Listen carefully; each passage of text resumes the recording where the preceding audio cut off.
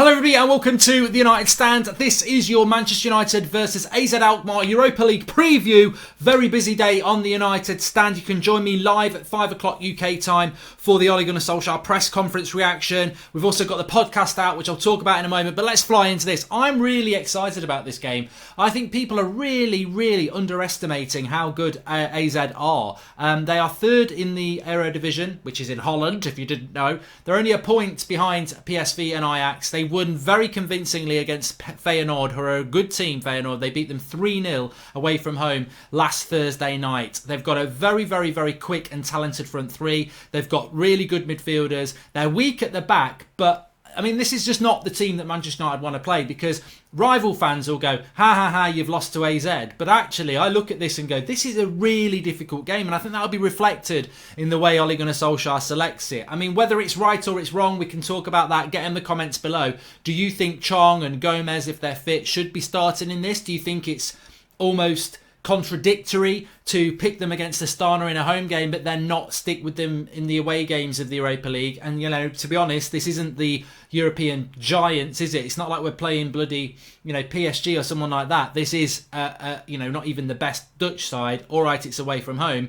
If these lads are ready, which we got told in the summer, they're ready, surely they're ready to play games like this. That's what I would say about that. On the other hand, you could also say that this is a game that United and certainly Ole Gunnar Solskjaer cannot afford to lose. He can't afford, any loss is embarrassing, whether it's Rochdale, Astana or AZ, like I say, or Newcastle at the weekend. And for that reason, he's probably going to go stronger. And he's also going to go stronger because I don't want to see Matic playing. I don't want to see Mata playing. I really don't. But they didn't play at the weekend. They probably won't play against Newcastle. They've got to play. These are players that are on 100 or 150 grand a week.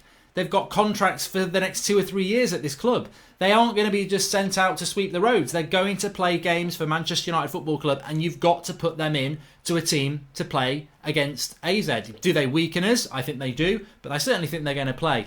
But look, we'll talk about AZ just very quickly because I've took a few notes. They play with a front three, really dynamic, really quick, really skillful. Idrissi, who's only 23, plays off the left, very good player.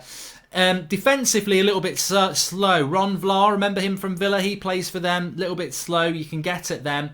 The only problem with that is that United, we're defensively strong. Our midfield's okay. Up front, we don't create enough chances. So can we exploit the weaknesses of AZ? I think we can do, and I'll explain why in a moment. But I just want to get the names right. They've got the captain is called Koop Meenar, who's 21. They reckon he could be the next De Jong. He's not played for Holland yet, but he's getting close, knocking on the door. Very youthful, vibrant, energetic team, AZ. That's what I would say about them. And then they've also got, who I think is their best player. He's only 20 years old. His name is Stengs, surname. He looks very big, good off both feet, can play off the wing, can also play in the midfield. Very talented lad. If you're thinking about a player that you've never heard of before that might, stake a claim in the European football tomorrow night against United, then this lad, I reckon there might, if it goes the way I think it is, I think there'll be a few United fans saying we should sign a couple of these AZ players, which, maybe we should do, but they're no push in the park.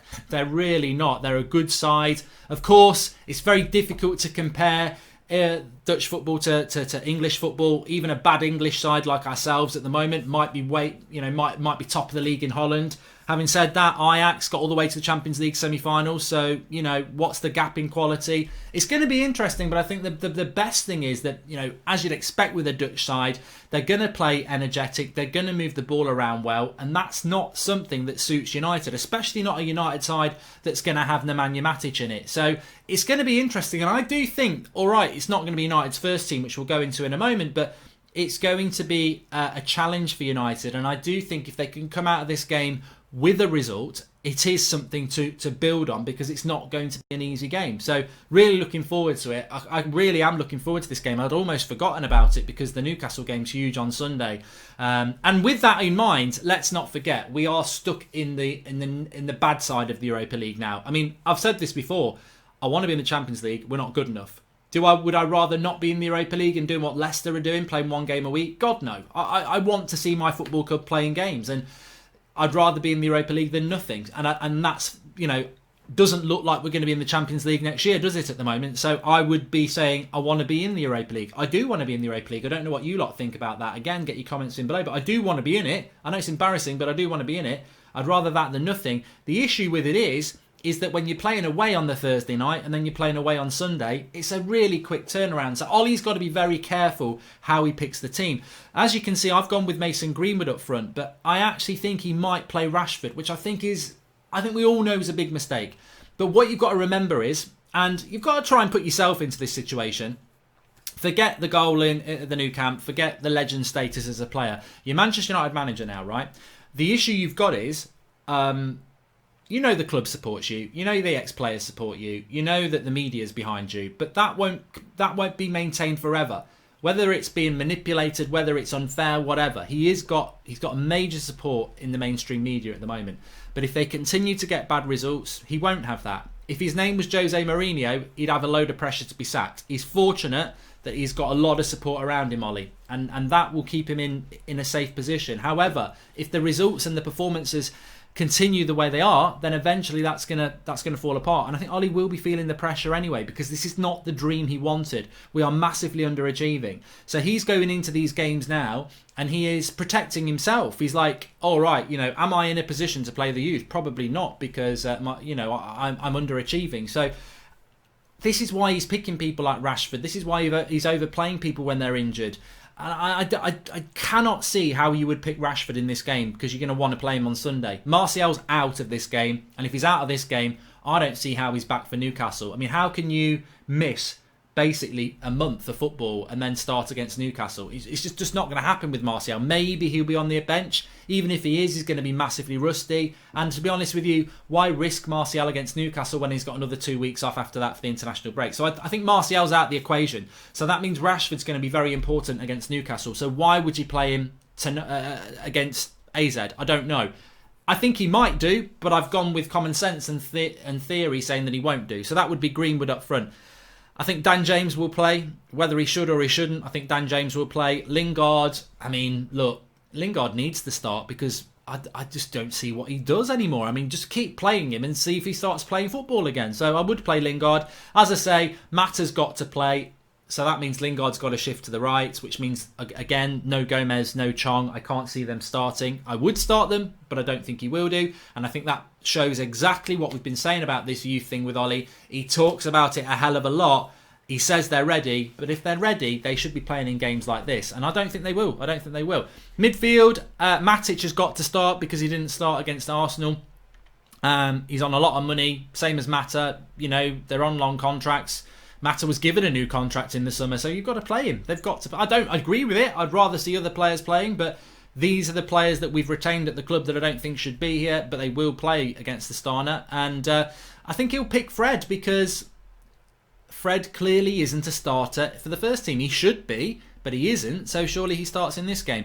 The back four, well, Romero will go in goal, that's easy. I think Twansibi will shift centrally. I think Rojo will come in at left back. Wan-Bissaka might not play because he's had the tonsillitis, in which case Dalot could come in if he's not. But then again, I think he might play Wan-Bissaka because I think he'll play Maguire. I mean, Jones is injured, so who's going to be the centre-back? It's got to be Lindelof or Maguire, and I think that they will. Ollie's going to be aware of what we've just been speaking about there. AZ Alkmaar are a good side, and defensively he will want to be as strong as possible. So I think that we will see Maguire and Wan-Bissaka if Wan-Bissaka's fit. My score prediction, I'm going to go 1-1. I think if United get a result in this, I'll be very, very impressed. I wouldn't be surprised if AZ won, but I'm a little bit dubious about how big the gap is. I mean, I think there's no doubt in AZ are doing very, very well in the Dutch league, but how would that transpire into if you dropped AZ into the Premier League? Where would they be? I think they'd be around sort of mid-table, and who's in mid-table at the moment? United. So I think it'll be a 1-1 game. If we were to, I mean, look, let's play devil's advocate here. If we win it, I think you've got to say it's a good result. I don't want to see people going, oh, it's only AZ. I think if we win this, they're a good team. We're away from home. It's not our strongest team. You can't play Pogba in this game as well. Pogba's got another knock on his ankle. For God's sake, don't play him 3 times in 6 days. We've played Monday night, we're playing Thursday night, and we're playing Sunday. That's 6 days. I mean, I think, on that, nobody should be doing 3 games in 6 days. But they will be. I think Dan James might. I think Rashford bloody well might again. Nobody should be playing 3 games in 6 days. So, but Pogba can't. Pogba's so important to United. And What's more important, a draw against AZ Alkmaar or 3 points against Newcastle? It's the points against Newcastle are the priority. But if we were to get a draw, I think it's a decent result. If we were to win, I think it's a brilliant result. If we lose, I suppose it's the way we lose. I think where United are at the moment, we could lose this game. But that's partly because AZ are a good team. I think the name, everyone will laugh about it. Oh, they're shit. They're not Feyenoord. They're not PSV. They're not Ajax. But they are doing very, very well. They are a good team. And I think that they would be our competitors to top the group. So if we were to lose, it depends how we lose. If we lose playing bad football again, creating next to nothing to a better side, then, it's not great, is it? But it wouldn't surprise me. But I'm going to go for a draw. I think a draw for United is where we're at the moment. We're not doing as well as we should do with a win. But I'm not convinced we'll lose it. I think we'll get a draw, and I think in the grand scheme of things that would be half decent as we build ahead to the Newcastle game. But really excited to see it because we're playing a decent team tomorrow, and there's some really good young players for AZ that I think people will be going, I wouldn't mind him at United. So that's the interesting thing for me. Make sure you join us at 5 o'clock today for the Ole Gunnar Solskjaer press conference reaction. We will be getting, obviously, Ole talking. He normally has a player with him as well. I expect him to confirm who's going to start and who's not going to start as well. But yeah, you know, all the information you need on AZ you've got there. I mean, what I would say is if you want to do a little bit more research, go and check out their highlights against Feyenoord, which are on YouTube as well. I was very impressed with them in that game, and I think that the way they move the ball and they're quick and they're skillful could represent a problem for United. I think United have problems when they come up against teams who've got a clear philosophy, because we don't have that. Just want to mention as well, the podcast is out. The link is in the video descriptions for that. It's on what's it on? What is it on? It's on everything. It's on iTunes, it's on Deezer, it's on Spotify. Really good topics. Allegri to United, I had strong opinions on that. The persecution of Manchester United football fans by the mainstream media, really interesting chat on that. 3 strikers that we're targeting in January. Harry Kane to Manchester United, Player of the Month chat, and where are United going to be? All exclusive conversation on the podcast that we won't be discussing on here. So get on the podcast and give it a listen. Really, really good. Allegri, persecution of United fans by mainstream media. That was my favourite bit right at the start. The 3 strikers, Harry Kane to United. Really, really good podcast. Make sure you give it a listen. Links are in the video description. And if you do give it a listen on iTunes or whatever, please do give it 5 stars because it really helps the channel. Thanks everyone for watching. I'll see you live at 5 for the press conference reaction. Get on the podcast and give it a listen. I'll tell you what, this week the topics are absolutely brilliant. You'll really enjoy it. Thanks for watching. Smash a like and I'll speak to you soon.